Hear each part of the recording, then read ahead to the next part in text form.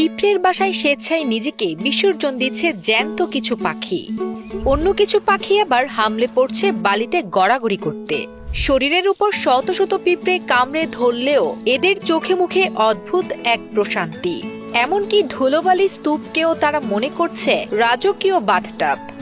দেখলে মনে হতে পারে পাখিরা বোধহয় পাগল হয়ে গেছে, কিন্তু আসলে এটি তাদের টিকে থাকার এক বিচিত্র কৌশল।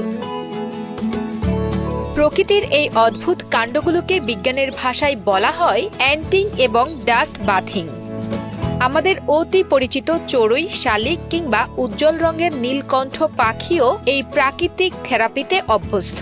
পাখিরা মূলত তাদের শরীরের অতিরিক্ত তেল এবং ক্ষতিকর উকুন তাড়াতেই এই পদ্ধতি বেছে নেয়। পিঁপড়ের শরীর থেকে বের হওয়া ফর্মিং অ্যাসিড একটি শক্তিশালী প্রাকৃতিক জীবাণুনাশক হিসেবে কাজ করে, যা পালকের গোড়ায় ময়লা পরিষ্কার করে।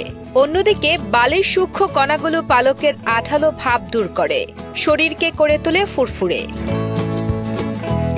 গাণিতিক হিসেবে দেখা গেছে প্রায় 200 প্রজাতির পাখি নিয়মিত এই বিচিত্র উপায়ে নিজেদের পরিষ্কার রাখে। কখনো কখনো পিঁপড়েরা তাদের শরীর থেকে প্রাকৃতিক রস ঢেলে দেওয়ার পর পাখিরা সেগুলোকে সুস্বাদু নাস্তা হিসেবে খেয়ে ফেলে। বেঁচে থাকার এই রসায়ন যেমন কার্যকর তেমনি রোমাঞ্চকর।